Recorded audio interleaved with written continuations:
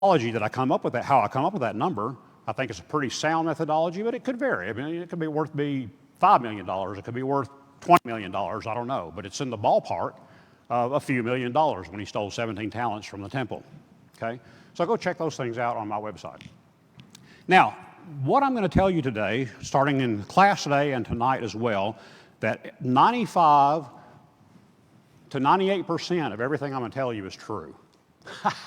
How many preachers have ever come up and stood before you and say, 95% of what I'm telling you is true? The thing is, I don't know what's true and I don't know what's false, because what I deal with is history. What I deal with is archaeology. We dig things out of the ground and we look at them and we say, oh, we think that's a coin from the time of David or whatever, or one of the Hasmoneans. We got that stuff pretty well nailed down. We dig something out, we find it's a piece of pottery. Well, we don't know all the answers up front when we start looking at things until we further analyze them, or as technology gets better. Here's an example. When I was writing the book, there was one example of a man's bone found that had been crucified. Just one. Oh, just shot myself in the eye with a laser. I can't see now. But when this was found, the man, they determined, was crucified between 180 BC and 70 AD. So it's a pretty long range of, 250 years is a pretty long period of time. But it's the only bone fragment up to the time I was writing my book that they found of a crucified man. And the reason they found it was because this nail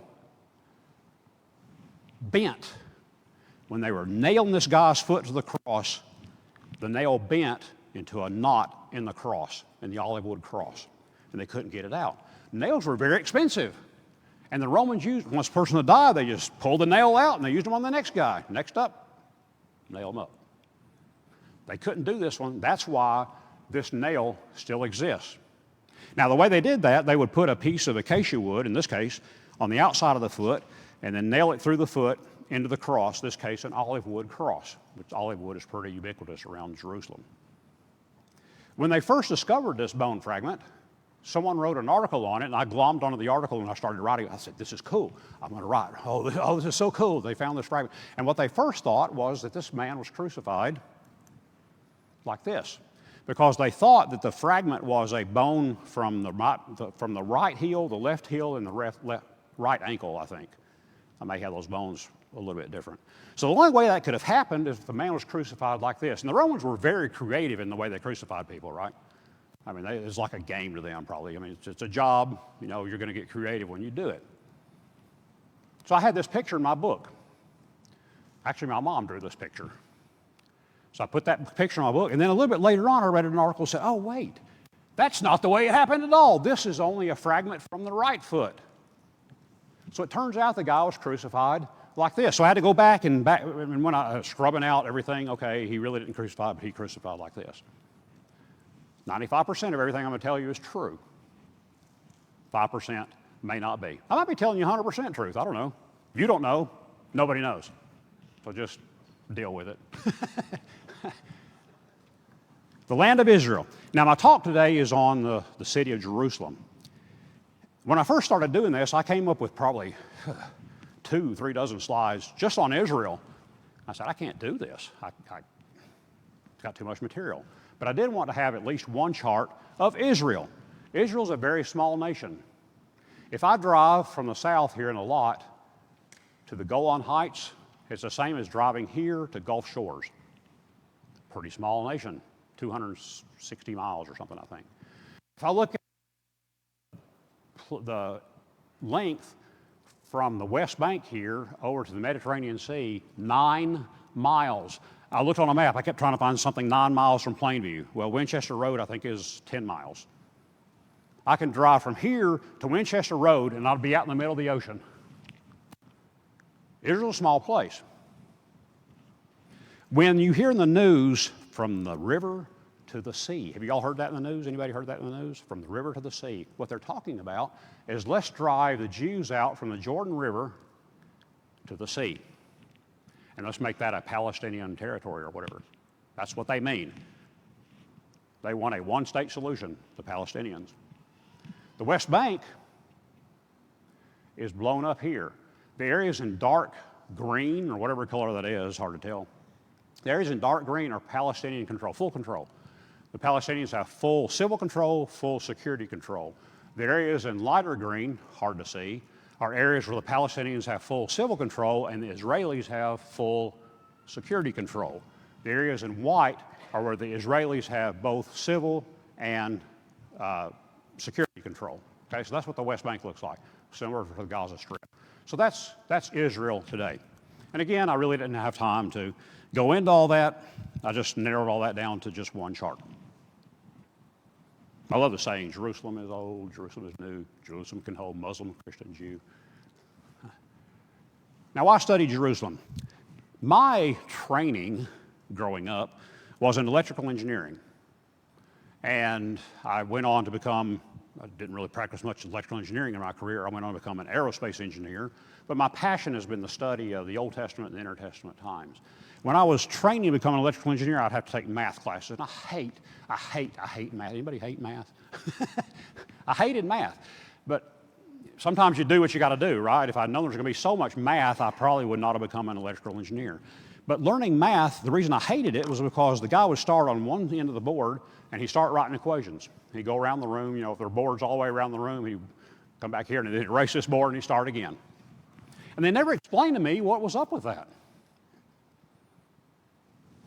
So I went through calculus, differential equations, partial differential equations, complex variables, Laplace transforms, all that stuff was like, why? And then as I went along in my electrical engineering career, I said, oh, that's why we need calculus.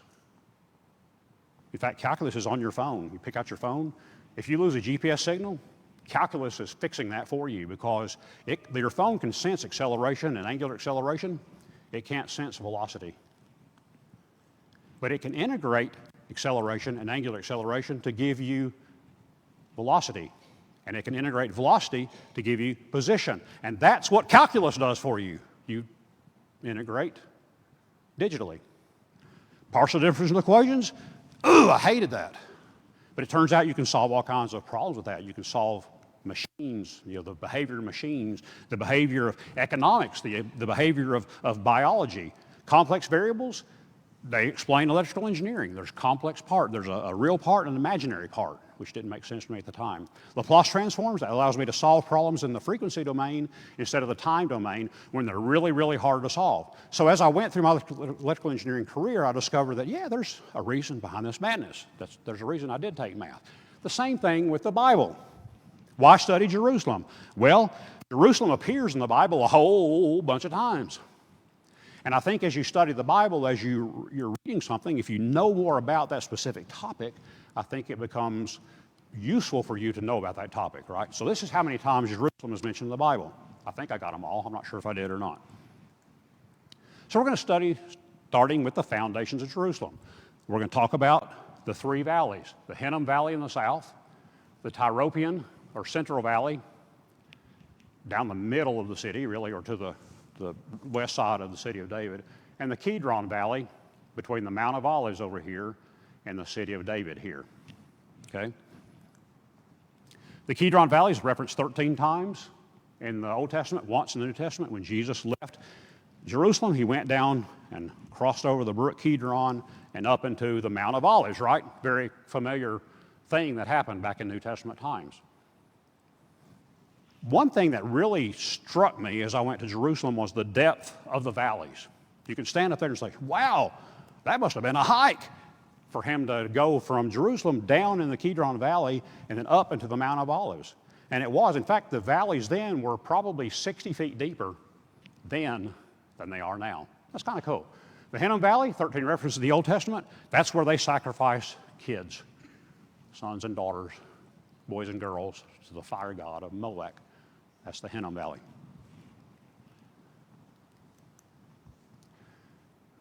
Seven mountains the city was founded on. We'll start over here on the east side, Mount Scopus, the Mount of Olives, and the Mount of Corruption, named so from when Solomon built some altars to false gods. The Mount of Olives, very familiar to us in the New Testament. The Mount Scopus, there's a university up there, there's a lookout, and you can look over the city of Jerusalem. The purple dots here are photo spots that I took photos across the Kidron Valley. This is from Mount Scopus. It's really hard to see here in this environment. The Temple Mount wall, which is shared with the wall of Jerusalem, is here. The Kidron Valley is way down here.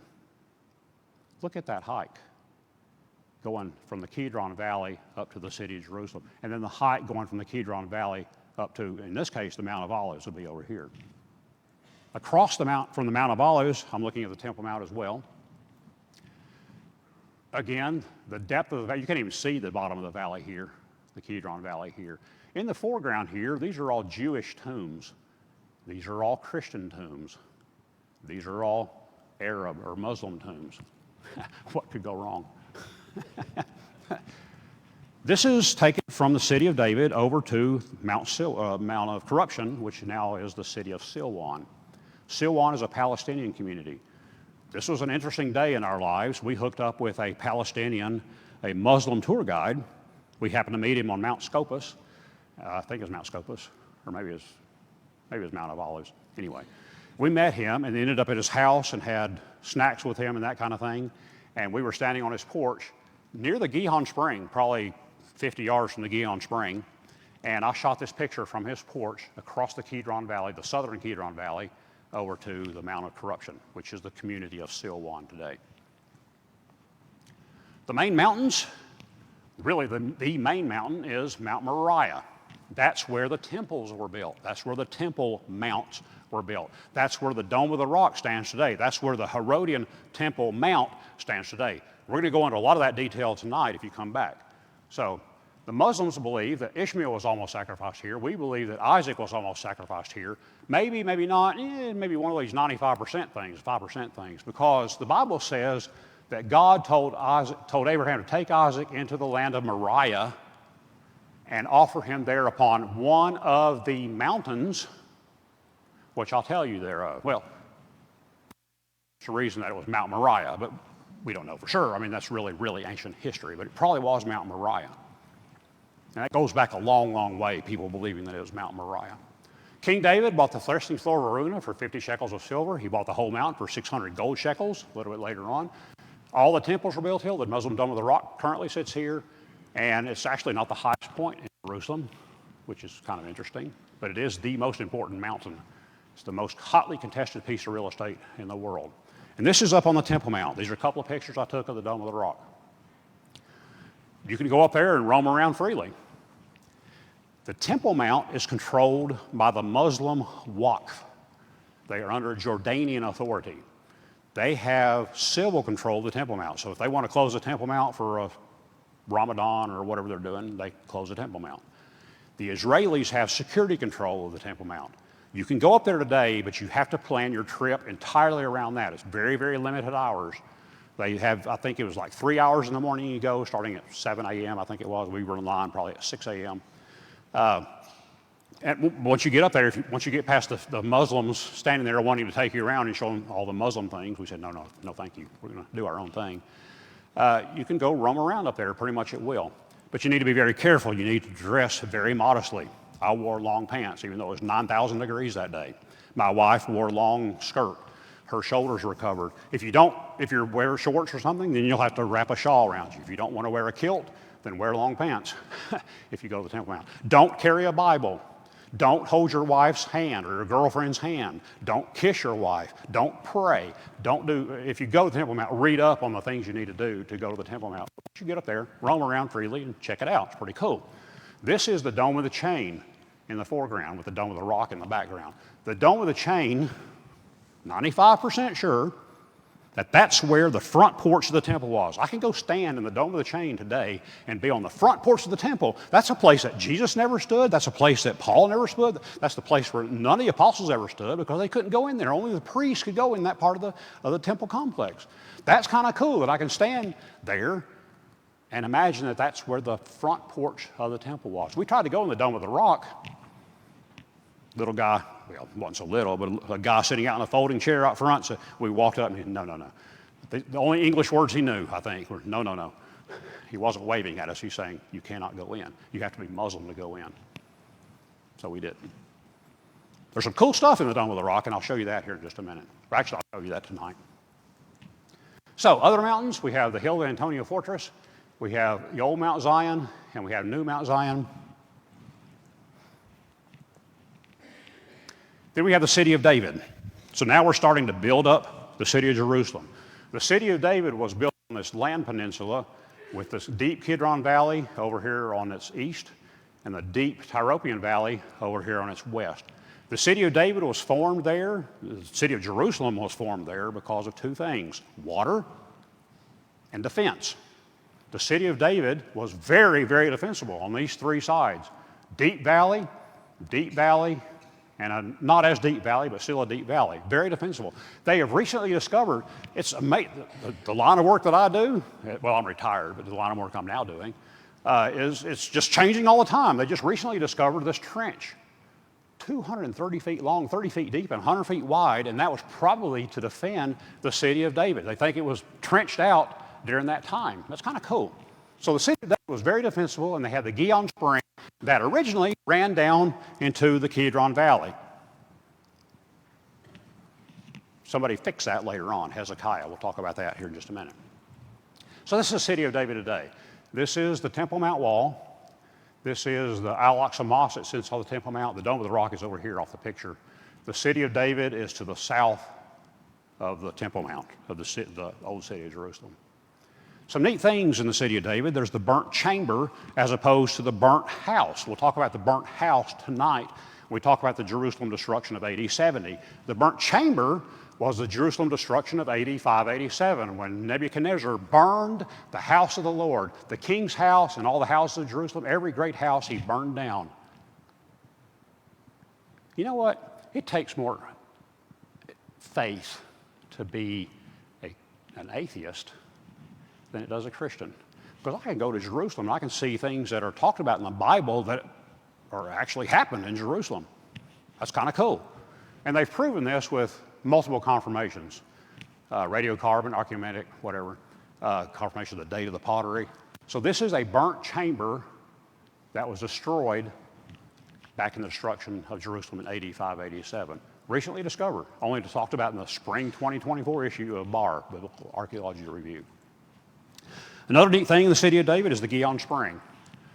It has 317,000 gallons of flow a day. Before Hezekiah's tunnel was built, as I mentioned, it flowed into the Kidron Valley. Its name means gushing. Next up, Solomon. Solomon came along and he built a temple. And he extended the city to the north. We don't know if he built the square Temple Mount or not. Lean Rittenmeyer, who's really the definite expert on the temple and the Temple Mount. He wrote a book called The Quest, and he believes that the Temple Mount, the square Temple Mount, was built later on by Hezekiah. So somewhere between Solomon and Hezekiah, the square Temple Mount was built. That's why it's in a dotted line there. Next up, the Old Testament of Hezekiah. He reigned from 729 BC to 686 BC, and he was an amazing builder. He was kind of like Herod before Herod was cool. He built this wall, an extension of the walls of Jerusalem, and we can go today and see this, what's called the Broad Wall, excavated out right about there. And some of this is guessing when I drew this picture. But you can go see the Broad Wall today, and we know that that's probably about as far as the city of Jerusalem was at the end of the Old Testament, because we know that in Nehemiah they said they extended the city, they rebuilt the city all the way to the Broad Wall, Hezekiah's Broad Wall. Another neat thing Hezekiah did, probably the neatest thing that Hezekiah did, was Hezekiah's tunnel. As I mentioned, the Gihon Spring, gushing 317,000 gallons of water a day, it just runs down the valley, runs out. Not so good, right? Well, Assyria, under Sennacherib, was threatening invasion. He had taken Israel already, and he was threatening Judah. And Hezekiah said, not going to let that happen. Hezekiah commissioned 2 teams of diggers, one starting at the Gihon Spring, one starting at the Siloam Pool, and they started digging toward each other. How did they do this back in the days before GPS and I don't know, lasers? It's like you need a laser or something to see if your tunnel's straight or whatever. They started digging toward each other. This plaque is a depiction. This is actually a replica of the plaque. The Turkish, They actually carved this out when they controlled Jerusalem, and they took it to, it's in the Istanbul Museum. So this is just a replica inside Hezekiah's tunnel. But this plaque says that the diggers, they heard their fellow man digging. And they started digging toward each other, and faster. We hear them, and all of a sudden they break through and water starts flowing. Wow. That's what the plaque says. That may be a little bit of a loose interpretation of what the plaque says, but it is. They said they started digging toward each other. Pretty cool. You can go in Hezekiah's tunnel today. We actually went in at night after it closed. This was part of our terrifying day with our Palestinian tour guide. He happened to know Adam, who held the key at the end of Hezekiah's tunnel, on the Siloam Pool end of the tunnel. He said, "You want to go in Hezekiah's tunnel?" And we hadn't really planned to do it that day or that night. That was later on in our schedule. And we said, "Sure." Why not? Let's go. So we met up with Adam. He opened up the tunnel for us, and there were 4 of us in the tunnel tonight, me and Shelley, Abed, who was our tour guide, his son, and his daughter. Now, if you've ever been in Hezekiah, anybody been to Jerusalem in here at all? So some of you have. Did you go to Hezekiah's tunnel by chance? Okay. Was it loud? When I've seen videos of it, it seems really loud because people splashing and screaming and playing at this end. It kind of seems like it echoes up and down the tunnel. Well, the only one screaming and acting like a little girl that night was me. So we walked up from the Siloam Pool all the way up to the Gihon Spring. Of course, the water varies from just over your ankles to probably up to, about here, I guess. And walked through the tunnel up the Gihon Spring. Of course, it was locked. Turned around and came back. That was pretty cool. And there we are sitting in the Siloam Pool end of the tunnel. And that's the Byzantine. There's 2 Siloam pools. I don't have time to get into it, but this is the Byzantine Siloam Pool. So we are sitting there after going through Hezekiah's tunnel. Manasseh's edition next is in this light blue here, known as the Ophel. It was probably actually built in Solomon, but likely enhanced by Manasseh. And this is likely, if you look at the outside shape of this is likely the shape of Jerusalem at the end of the Old Testament when Nehemiah rebuilt the walls. Next up, Jerusalem of the Inner Testament. This is the one that we don't study about very much because they were Hasmoneans and they did things in the Inner Testament we don't talk about. The Hasmoneans were great builders. There's a lot of politics that we found out about in this morning's talk, but there's a lot of great building that happened also. They built what was called the first wall. Now, all these are Josephus' terms. I thought I had that up here.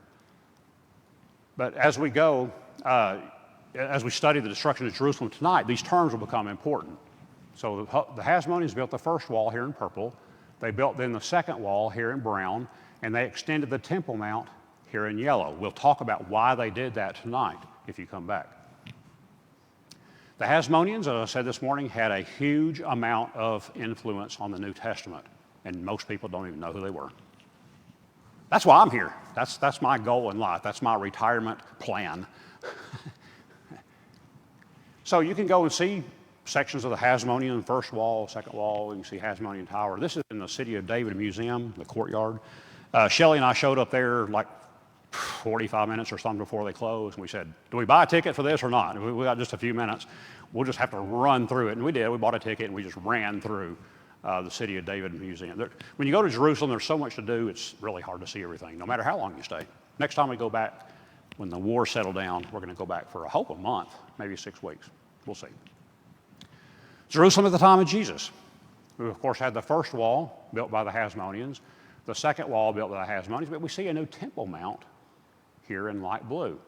This Temple Mount was built by Herod, and it was vastly different from what the Temple Mount was in Intertestament times of the Hasmoneans. We will talk about that again tonight. I'm hoping to whet your appetite, so you'll come back tonight at 5 o'clock? 5 o'clock, yeah. Okay. We have the lower city, where probably the poor people live. We had the upper city, where probably the priests and the richer people live. And these are all terms used by Josephus when describing Jerusalem.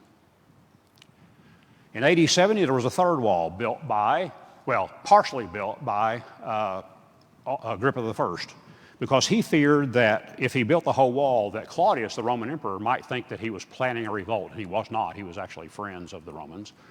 But he only built the foundations of the walls. That wall was probably finished right before the Jews, right before the Romans came and destroyed Jerusalem. Modern Jerusalem, in red here, shares many of the same walls. Now, when I say shares the walls, I mean, if I go down to the foundation all the way down to the bedrock, you'll see the original foundation of, like, Solomon's Temple Mount. You'll see the original foundation of the Hasmonean Temple Mount, the Herodian Temple Mount. You'll see the original foundations of the third wall. You'll see the second wall foundations. You'll see the third wall and the first wall foundation. That's kind of cool. And you can actually walk around the walls of Jerusalem if you so choose to do, and I'll show you that in just a minute as well.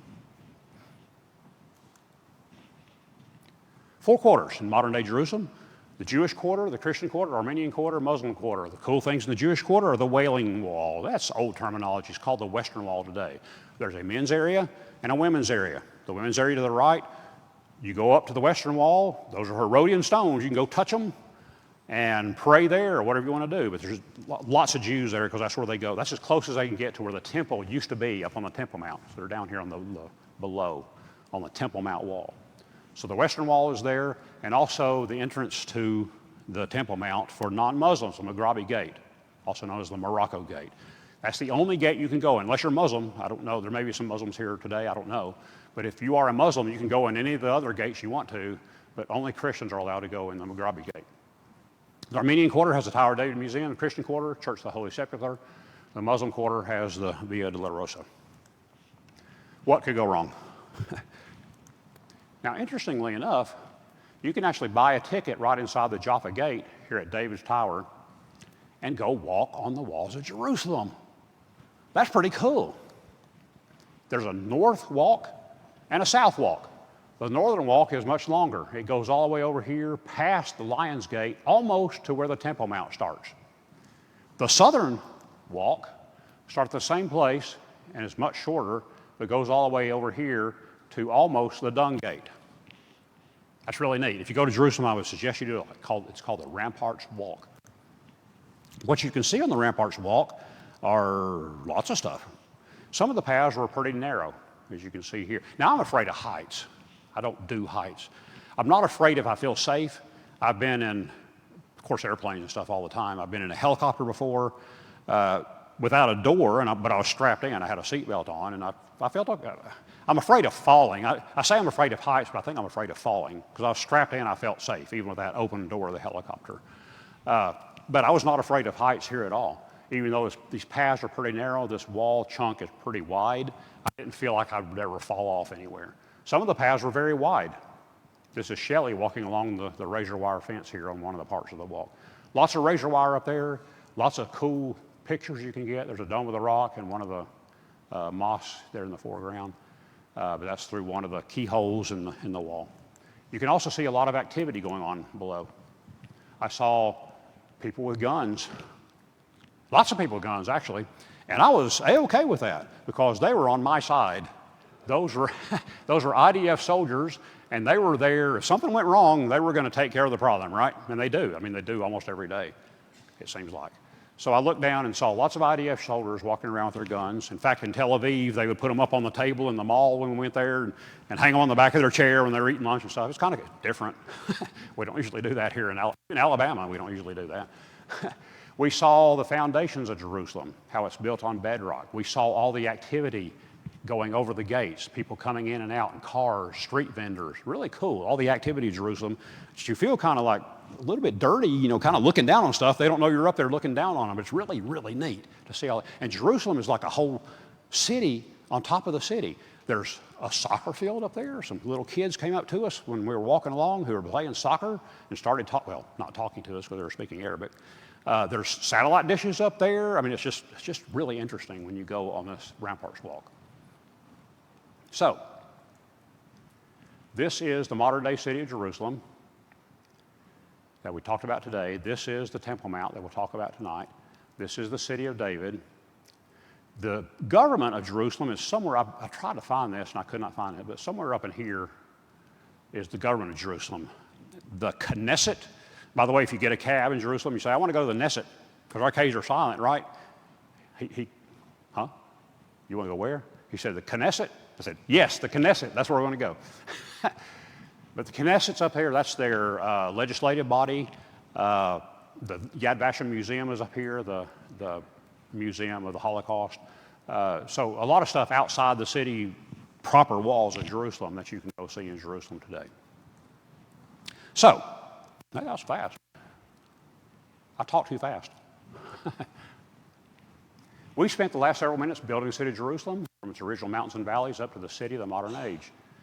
I think it's important for us to understand about Jerusalem because there's so much of it in the Bible. It takes more proof, as I mentioned, to be an atheist than does a Christian because Jerusalem is one giant proof. Over and over and over and over again, you see things that are talked about in the Bible that are physically there in Jerusalem. We'll talk about some of that tonight, specifically when we talk about the fall of Jerusalem. So tonight, we will do the same for the Temple Mount. We will look at all the structures on the temple. We'll look at the fortress on the Temple Mount. There were 3 Temple Mounts. There were 3 temples. They didn't happen at the same times.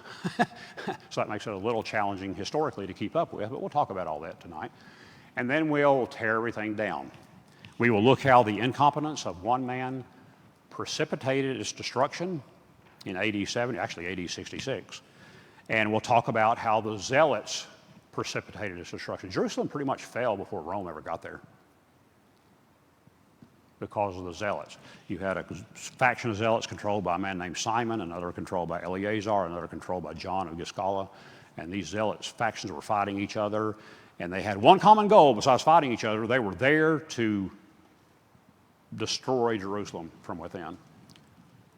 And if anyone wanted to escape during the Roman fall, the Roman destruction of Jerusalem, the Zealots were there to keep them in.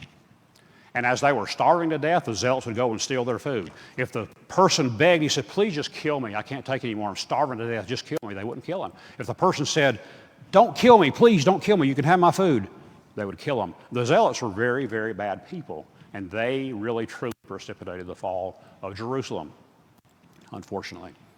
And again, I could do a whole lesson just on the Zealots and their contribution to the fall of Jerusalem. But we'll gloss over it pretty quick tonight.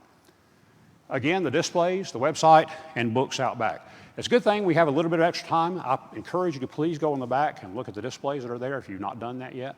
The coins, the Bible pages, the temple model, those kind of things. Lots of posters, lots more information. Thank you all for being here. And wow, I've never finished anything early before in my life. So y'all have a good day.